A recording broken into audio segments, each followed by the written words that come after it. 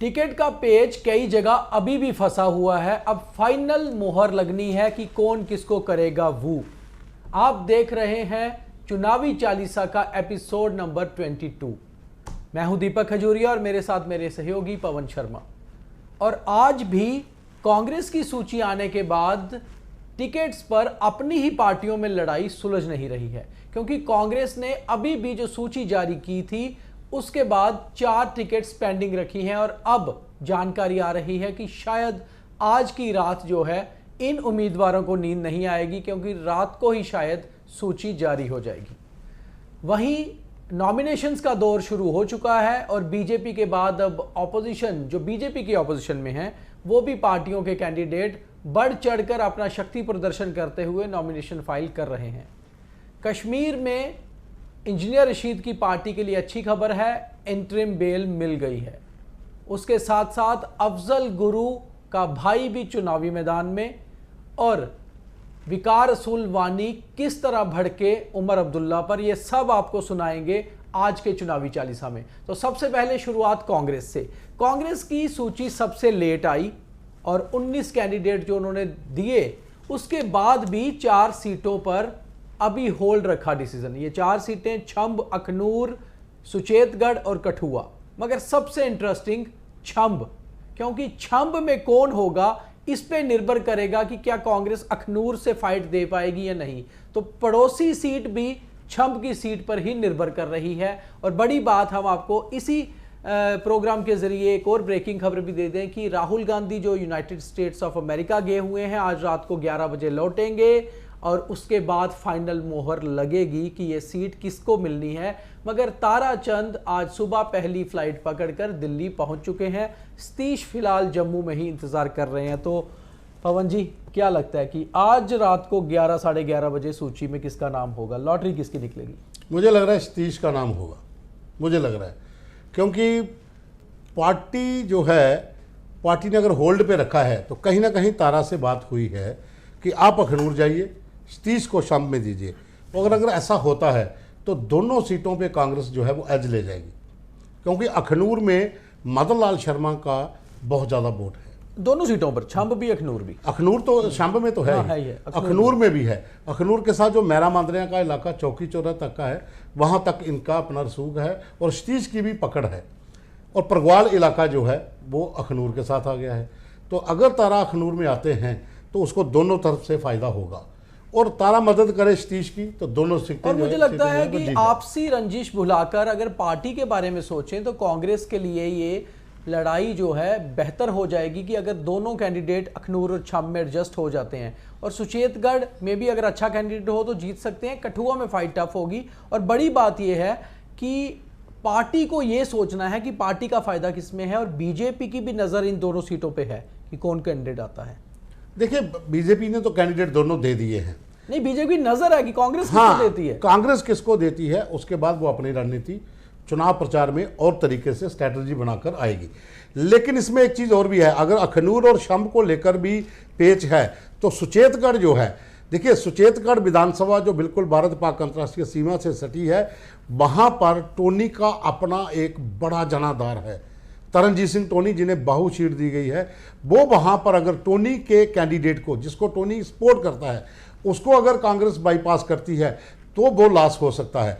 क्योंकि गारूराम चौधरी जो हैं, गारूराम भगत जो हैं, वो आरसपुरा से सुचेतगढ़ में गए हैं, बाहरी हैं, और वहाँ पर जो कैंडिडेट हैं अजय मोटन हैं, या फिर एक डॉक्टर पूजा भगत हैं, या 2 और लोग हैं, दिलीप हैं, उनमें से किसको सपोर्ट मिलती है टोनी की, वो वहाँ पर फ़ायदेमंद होगा। सुचेतगढ़ में कांग्रेस भी झंडा फहरा सकती है, लेकिन बशर्ते कि कौन सा कैंडिडेट वो मैदान में उतारते हैं। कठुआ जो है वो कांग्रेस की सीट रही है हमेशा से, लेकिन इस बार एनसी वहाँ पावरफुल है, क्योंकि कांग्रेस ने बहुत ज़्यादा डिले कर दिया। अभी भी इनके पास मौका है कि कठुआ में भी कोई सही बंदे को टिकट दे तो फाइट हो सकती है। नहीं, कठुआ में क्या है कि कठुआ का वोटर कई बार फिरता रहा है। कठुआ में अब देखिए साथ में फ्रेंडली हो गया है वो। हाँ, तो फ्रेंडली है तो मुझे लगता है कि वहाँ एज जो है बीजेपी को मिलेगा। मगर बड़ी बात यह है कि आज की रात कांग्रेस के लिए बहुत इंपॉर्टेंट है, और खास तौर पर कांग्रेस के लिए इसलिए भी इंपॉर्टेंट है कि कांग्रेस अखनूर छंब में क्या प्रदर्शन करेगी, ये डिसीजन पे निर्भर करता है राहुल गांधी के। और उम्मीद है कि राहुल गांधी 11 बजे जब दिल्ली लैंड करेंगे उसके बाद ही सूची जारी होगी उनकी मोहर के बाद। तो सांबा में भी आज कुछ ऐसा हुआ जो पहले कभी नहीं हुआ था। कांग्रेस के दफ्तर पे ताले जड़ने वाली बात आ गई। तो क्या सांबा में भी कोई डिसीजन बदला जाएगा? तो सांबा वाला डिसीजन बदलेगा मुझे लग रहा है, क्योंकि सांबा की जितनी भी कांग्रेस है, जो डिस्ट्रिक्ट सांबा की कांग्रेस कमेटी है, उसके प्रधान से लेकर तमाम पुराने नेता, जिसमें कुमेर सिंह हैं, विजय टगोत्रा हैं, प्रकाश शर्मा का बेटा संजीव शर्मा है, ये सभी लोग कांग्रेस को उसी समय सीन्स के ऊपर लाए थे जब सांबा में कांग्रेस का जनाधार एक समय पे खत्म हो गया था। तो ये वो लोग थे जो कांग्रेस को जीवित रखने वाले थे। इन लोगों को पता ही नहीं चला कि कौन कैंडिडेट आ गया है, क्योंकि जो सूची आई थी उसमें नाम लिखा गया था कमेश्वर देव सिंह, जबकि उसका नाम एडवोकेट केडी सिंह के नाम से पॉपुलर है। तो कमेश्वर देव सिंह का किसी को पता ही नहीं था। अधिकांश कांग्रेस को नहीं पता था किसको टिकट दे दी। और जब इनको रात को 12-1 बजे फाइनल हुआ कि टिकट तो इसको दे दी गई है, तो सुबह ताले लग गए, सारी की सारी कांग्रेस गाड़ियों में बैठी और जम्मू आ गई, भाई आप अपना डिसीजन बदलिए, नहीं तो हम कांग्रेस छोड़ रहे हैं।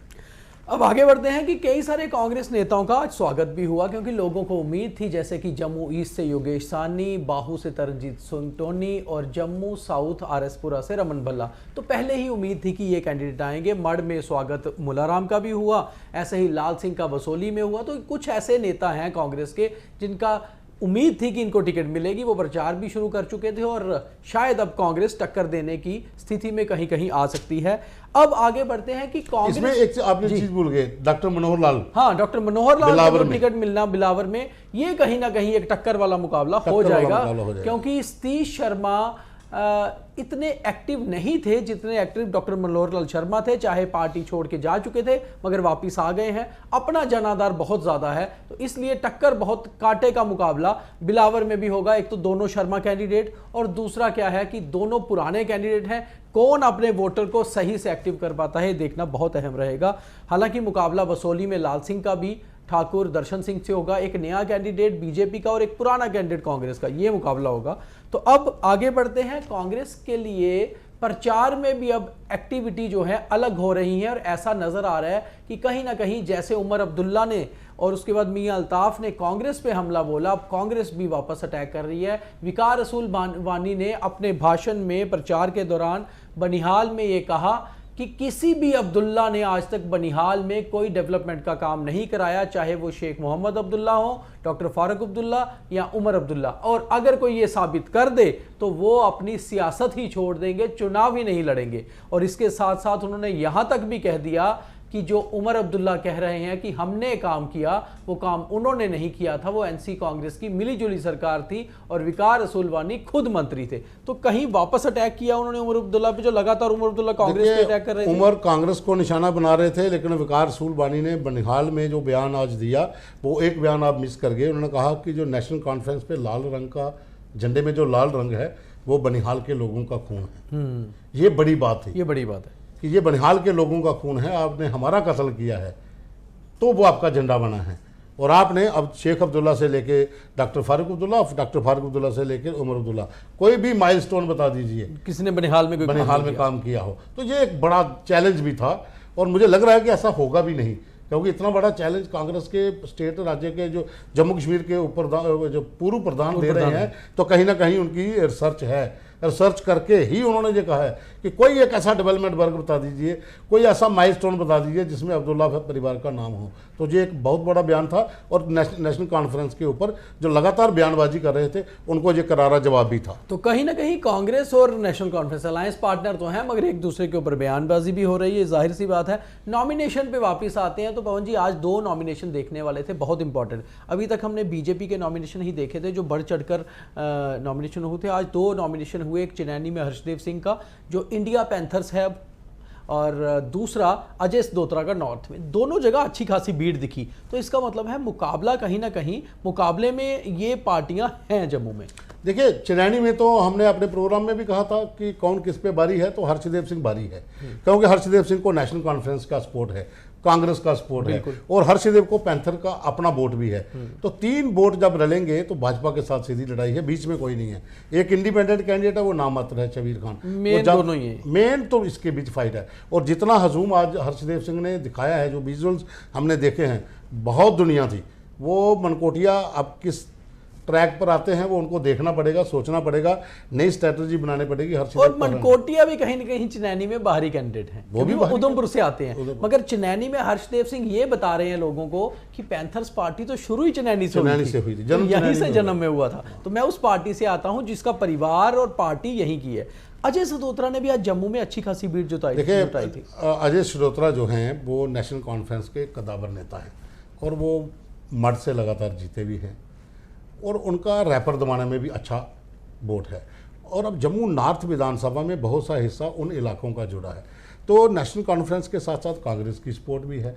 तो अब कांग्रेस और एनसी का मिलकर ये समर्थन जो आज जो एक नामांकन पत्र जो भरा गया था, तो अजय सदोत्रा ने भी, कल श्यामलाल ने भरा था, तो काफ़ी आज अजय सदोत्रा ने बता दिया कि जितनी आपकी थी उसके टक्कर के हम भी लेके आए हैं। और एक बड़ी खास चीज़ है पवन जी, मैं अजय सदोत्रा की कैंपेनिंग के बारे में किसी से बात कर रहा था, उन्हीं के वर्कर से, वो कह रहे थे कि जैसे बीजेपी बढ़ चढ़कर 370 गई, 35 से, उन पे बात कर रहे थे। अजय सदोत्रा की कैंपेनिंग बड़ी सॉफ्ट सी है। वो कह रहे हैं कि अगर कांग्रेस और एनसी की सरकार बनेगी तो मैं चाहे जीतूंगा चाहे हारूंगा, मैंने अच्छा एडजस्ट होना ही है। तो आप सोच के चलिए, आपके काम मैंने करवाने हैं। तो वो एक लोगों को इंडिकेशन है, क्योंकि उनको पिछली बार भी पता था अजय सदोत्रा हार गए थे मगर एमएलसी बन के मंत्री बने थे, तो उसके बाद वो लोगों के साथ लाइजनिंग रही थी। तो ये एक कैंपेनिंग में कई बार ये चीजें काम कर जाती है कि मैं बड़ा नेता हूं एनसी का, काम भी कर जाती है। साथ में सदोत्रा का एक चीज और भी है, पर्सनलाइजेशन सदोत्रा का बहुत ज्यादा है, शाम का भी है, इसमें कोई शक नहीं। लेकिन सदोत्रा पुराने लीडर हैं, बिल्कुल, बड़ी देर से चल रहे हैं एनसी लेट 80s से वो एनसी में है, तो उनका अपना एक दबदबा है, उनके साथ लोग हैं, इसमें कहीं कोई शक नहीं। हाँ, एक चीज़ और भी है कि जम्मू नॉर्थ में जो इंडिपेंडेंट कैंडिडेट आना शुरू हुए हैं वो खेल बिगाड़ सकते हैं। सदोत्रा की तरफ भी बाजी जा सकती है जम्मू नॉर्थ की, क्योंकि शाम भले ही वहाँ पावरफुल हैं लेकिन सदोत्रा भी उनके मुकाबले के कैंडिडेट हैं। एज बेशक बीजेपी को मिल जाएगा, मगर फिर भी अपर एज श्यामलाल शर्मा को है, वो है खुद भी। लेकिन इंडिपेंडेंट जो आ रहे हैं, शिवदेव सिंह आगे विधायक रहे हैं, ठीक है, उसके साथ साथ एक दो और वहाँ मैदान में है। हालांकि दो जो इंडिपेंडेंट थे उन्होंने विड्रा कर लिया और उन्होंने शिवदेव सिंह को सपोर्ट कर दी है, जिसमें इंजीनियर दलवीर सिंह हैं जो सैनिक समाज पार्टी के थे। तो इसी तरह से एक दो कैंडिडेट और हैं, तो वो थोड़ा फर्क पड़ सकता है। इंजीनियर रशीद को 2 अक्टूबर तक इंटरिम बेल पे रिहा कर दिया गया है। तो इंजीनियर रशीद को रिहा करने का मतलब है कि कहीं ना कहीं इंजीनियर रशीद अब कैंपेन करेंगे अपनी एआईपी पार्टी के लिए और अपने बहुत सारे कैंडिडेट्स के लिए नॉर्थ कश्मीर में। तो नॉर्थ कश्मीर में जो खेल है उस पर कितना इफेक्ट कर सकते हैं इंजीनियर रशीद अपनी इस बेल जो आउट हुए हैं 2 अक्टूबर तक, बिल्कुल चुनावों के एक दिन बाद तक तो प्रचार करेंगे। देखिए, कश्मीर में इंजीनियर रशीद का जीतना अलगाववाद की विचारधारा को पुनः जीवित करने का एक प्रयास था और इसी बीच में वहाँ पर जो सेपरेटिस्ट लीडर हैं उनका चुनाव लड़ना। हम भले ही ये कहें कि मुख्य धारा में भारत के संविधान के तहत चुनाव लड़ा जाएगा, लेकिन लोगों के सेंटिमेंट्स किसके आधार पर वोट लिए जाएंगे वो चीज़ देखने वाली होती है। कि इंजीनियर रशीद जेल में था, टेरर फंडिंग केस में अंदर है, उसके बावजूद वहाँ पर बाहर बे बनती है कि यहाँ पर जेलों में बंद जो लोग हैं उनको बाहर निकाला जाएगा, हम इसमें यहाँ पर ये करेंगे, कश्मीर में लोगों को एकजुट करेंगे, तो फिर वो जीत गया।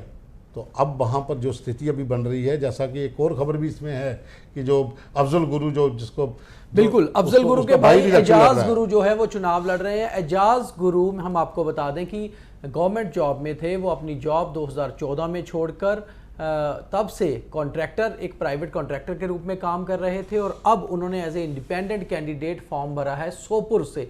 और उनका कहना क्या है कि मेरे भाई की विचारधारा मुझसे अलग थी, ये भी बता रहे हैं कि मैं कोई आतंकी विचारधारा से नहीं हूं मगर मैं कश्मीर के साथ हूं, कश्मीर के लोगों की आवाज़ बनूंगा। तो अफजल गुरु के भाई एजाज गुरु का फॉर्म भरना चुनावों में इंडिपेंडेंट तौर पे, और उसी समय जब उमर अब्दुल्ला जैसे नेता भी अफजल गुरु को फांसी देने को गलत बता रहे हैं और पहले ही इंजीनियर रशीद अफजल गुरु के लिए इंसाफ मांगते रहे हैं, तो दो बड़े नेता कश्मीर के जो अफजल गुरु की बात करते हैं, जो आतंकी था, 2001 पार्लियामेंट अटैक का आरोपी था, उसकी बात करते हैं, उसका भाई चुनाव लड़ता है, तो मुझे लगता है कि फायदा मिलेगा उसके भाई को। फ़ायदा मिलेगा। उसने 2 चीज़ें बड़ी कही, उसने कहा एक तो मेरी विचारधारा मेरे भाई से अलग है, लेकिन मेरा बेटा जो है वो जेल में है। अगर इंजीनियर रशीद जेल में था, उसका बेटा प्रचार कर सकता है बाप के लिए, मैं अपने बेटे के लिए इलेक्शन लड़ूंगा कि मेरा बेटा जेल में है, पूना में पढ़ाई करता है, टेरर फंडिंग केस है। तो कहीं ना कहीं इसी में सब लोग मुलविस हैं। ये सब लोग विचारधारा की बात जो है वो कहने की है कि मेरी विचारधारा अलग है। विचारधारा वहाँ पर जो सेपरेटिस्ट की है वो एक ही है, एंटी इंडियन विचारधारा सबकी है। अब डिपेंड करता है कि कौन सा कौन कितना कम एंटी इंडियन है, कौन सा और कितना ज़्यादा सेंटीमेंट। तो बात यह है कि एनसी जो प्रचार कर रही है अफजल गुरु के नाम पर, और इंजीनियर रशीद जो प्रचार करता है अफजल गुरु के नाम पर, और उसका भाई जो प्रचार कर रहा है अपने नाम पर यह कह के कि विचारधारा अलग है, इसका फायदा क्या होगा? तो सोपुर में कौन जीतेगा, ये भी बहुत इंपॉर्टेंट रहेगा। आगे चलते हैं पवन जी, जैसे जैसे चुनाव प्रचार आगे बढ़ रहा है, अल्ताफ बुखारी अपने आप को कहीं ना कहीं बीजेपी से अलग करके ये बताने की कोशिश कर रहे हैं कि मैं अपनी इंडिपेंडेंट पार्टी है, मेरी अपनी पार्टी मेरी ही अपनी है, बीजेपी की बी टीम नहीं है। और आज उन्होंने महबूबा मुफ्ती पे अटैक किया। उन्होंने कहा कि महबूबा मुफ्ती को फंडिंग है बीजेपी की, और साथ ही साथ जो राम माधव कश्मीर आए हैं कहीं ना कहीं कोई टाई अप है। इससे पहले उमर अब्दुल्ला ने यह बयान दिया था, अब अल्ताफ बुखारी दे रहे हैं। तो पीडीपी को बिल्कुल टैग लगाया जा रहा है कि बीजेपी के साथ है।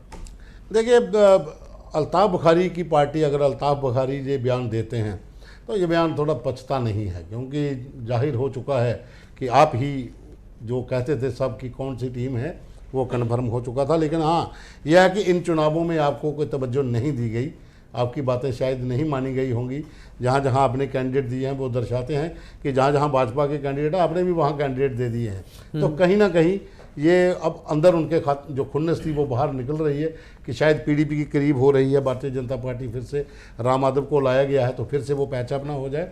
वो इलेक्शन के बाद पता चलेगा, जब नतीजे निकलेंगे कि पीडी के पास कितनी सीटें आती हैं, भाजपा कहाँ पर रहती है, एनसी कहाँ पर आती है, और साथ में जेकेएपी कहाँ पर आती है।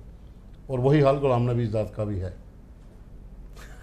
तो चलिए, सबसे बड़ी बात यह है कि आखिर कौन किसकी बी टीम है, ये तो रिजल्ट आने के बाद तब पता चल ही जाएगा, जब मिलीजुली सरकार बनेगी। और जो बड़ी सीट्स लेके आएगा वो नंबर ए होगा, और जो कम सीटों के साथ होगा नंबर बी पे होगा। तो नंबर बी पे कौन सी टीम आएगी ये पता चल ही जाएगा। मगर फिलहाल सबसे ज़रूरी ये पता चलना है कि कांग्रेस ने आखिर छाम्बर अखनूर में डिसाइड क्या किया है, और वो भी जब तक आप ये शो देख रहे होंगे उसके कुछ देर बाद तक पता चल जाएगा। कोशिश करेंगे हम आपको दिखाने की या सुनाने की जब हमारे पास ये सारी जानकारी आ जाएगी। तब तक के लिए द न्यूज़ रूम 24 आवाज़ को लाइक, सब्सक्राइब, फॉलो ज़रूर करिए, क्योंकि यहाँ आपको एग्जैक्ट इन्फॉर्मेशन पूरे एनालिसिस के साथ हम ही देते हैं। और चुनावी चालीसा को लगातार देखते रहिए, क्योंकि दिन भर आपके पास शायद समय ना हो ये देखने का कि चुनावों में क्या हुआ। शाम को 9 बजे ज़रूर देख के जानकारी ले सकते हैं। बहुत धन्यवाद।